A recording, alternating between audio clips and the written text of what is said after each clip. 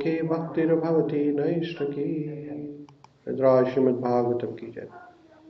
So we're reading Śrīmad-Bhāgavatam, 3rd canto, 4th chapter, titled as Vidurji approaches Maitreya Rishi, text number 20. The shloka is as follows. Sa evam ārāditha padatiratha Sa evam ārāditha padatirthat Adita tattvatma vibodhamarga Pranamya pado parivrutta deva Ihagato aham viraha turatma. Translation. I have studied the path of understanding, self-knowledge from my spiritual master, the personality of Godhead. And thus, after circumambulating him, I have come to this place very much aggrieved due to separation. So here, Uddhavji is reciting the shloka and talking with Vidurji. So Uddhavji is saying that he has studied the science of Śrīmad-Bhāgavatam from Lord Shri Krishna, who is his spiritual master, Supreme Personality of Godhead. And thus, after circumambulating him, I have come to this very place, very much aggrieved due to separation. So Vidurji is very much aggrieved and because of separation from Lord Shri Krishna. Purport by Srila Prabhupada. Shri Uddhava's actual life is direct symbol of Chatushloki Bhagavatam.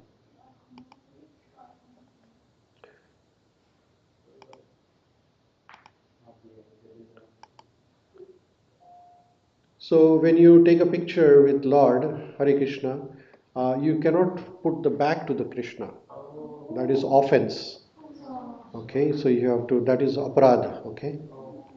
So when you ideally should not take picture with Krishna, just take his picture because God is much above us, right? So, okay. Purport by Srila Prabhupada. And please don't make the noise, we have a class going on here online. Shri Uddhava's actual life is direct symbol of Chatushloki Bhagavatam, enunciated first to Brahmaji by the personality of Godhead. Thus, for four very great and important verses from Śrīmad-Bhāgavatam are particularly taken out by Mayavadi speculators who construe a different purport to suit their impersonal view of monism. Here is the proper answer to such unauthorized speculators. The words of Śrīmad-Bhāgavatam are purely theistic science, understandable by postgraduate students of Bhagavad Gita. So here it is mentioned by Srila Prabhupada that Śrīmad-Bhāgavatam is science to be understood after studying the Bhagavad Gita. The unauthorized dry speculators are offenders at the lotus feet of Lord Shri Krishna because they distort purports of Bhagavad Gita and Śrīmad-Bhāgavatam to mislead the public. प्रभु जी उनको help कर दीजिए.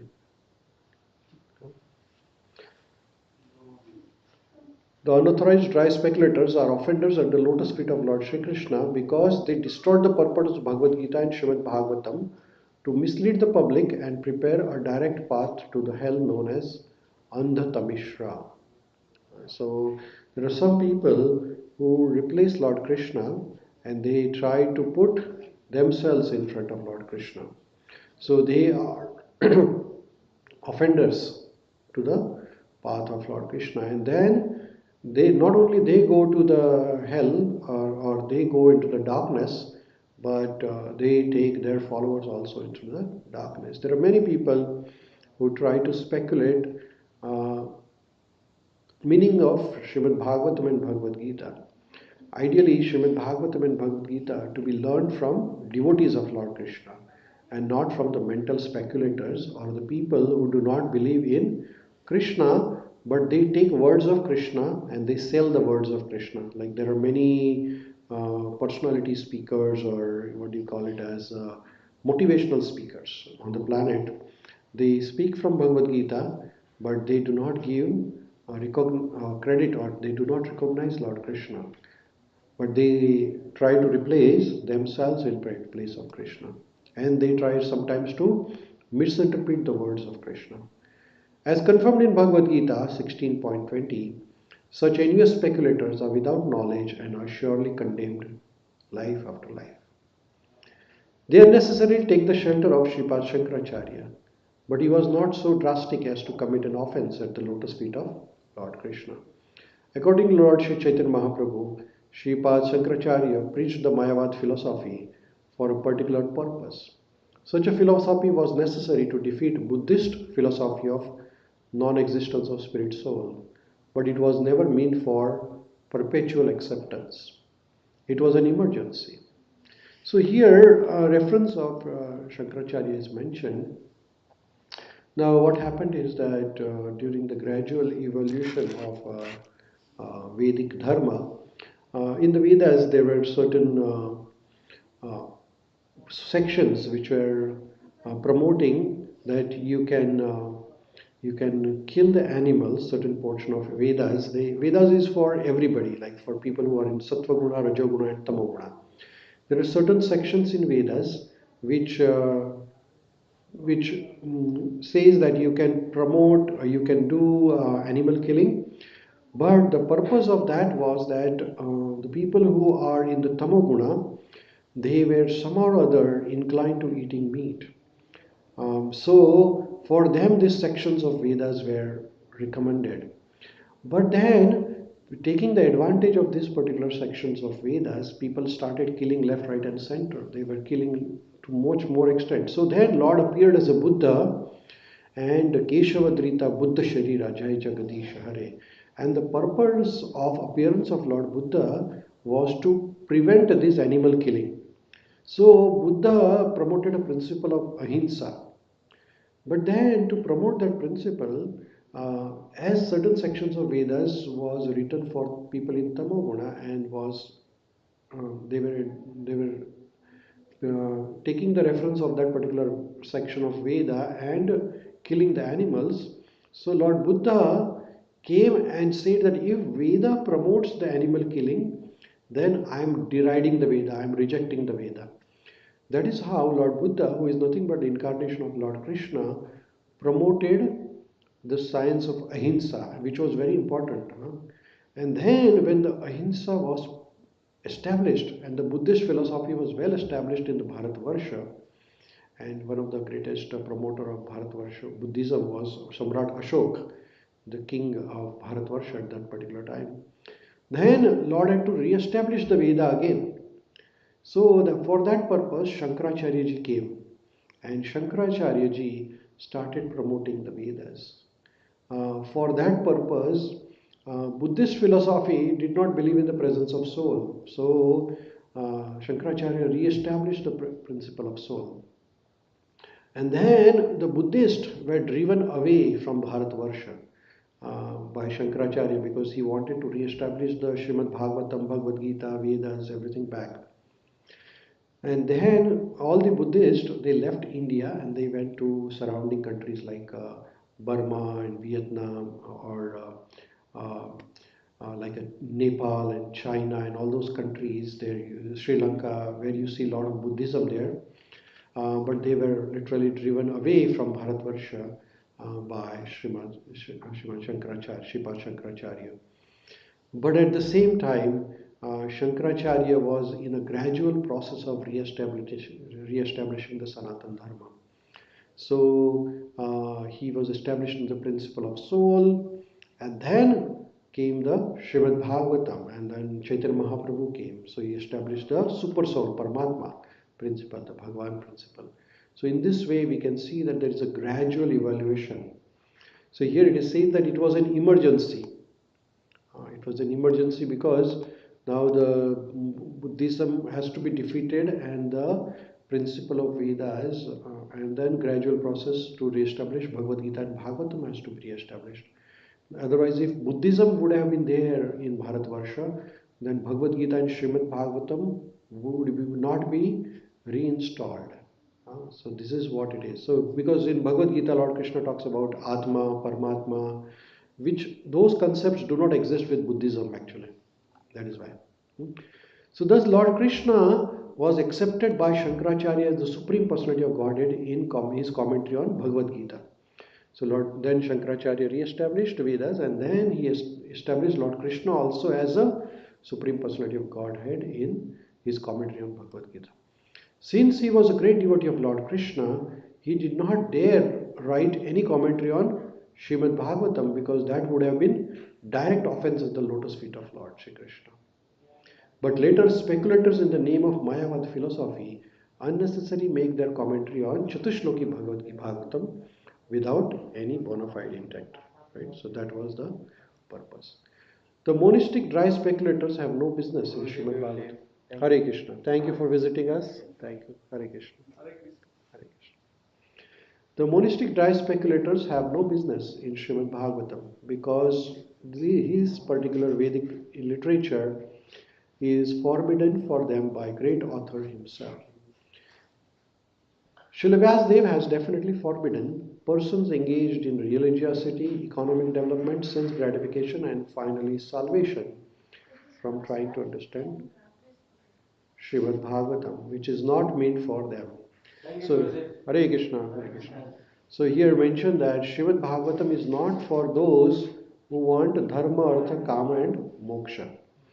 Śrīmad Bhagavatam does not promote dharma, artha, kama and moksha, which means that if you have a desire for material sense gratification, then you should not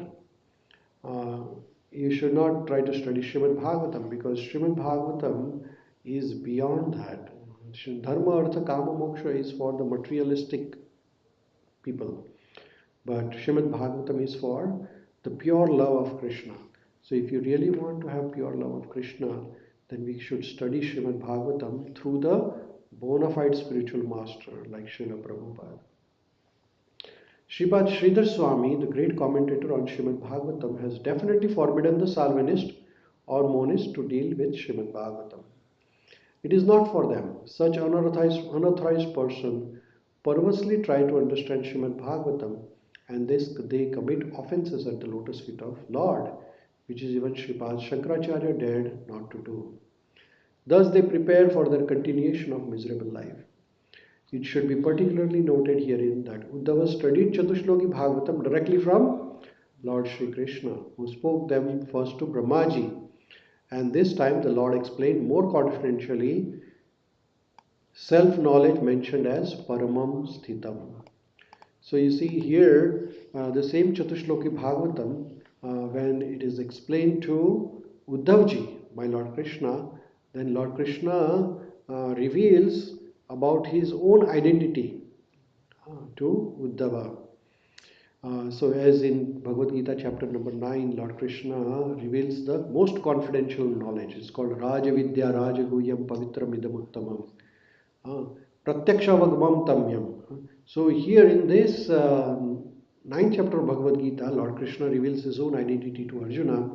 Similarly, here, while explaining this Śrīmad Bhagavatam to Uddhavji, Lord Krishna reveals his own identity to Uddhavji.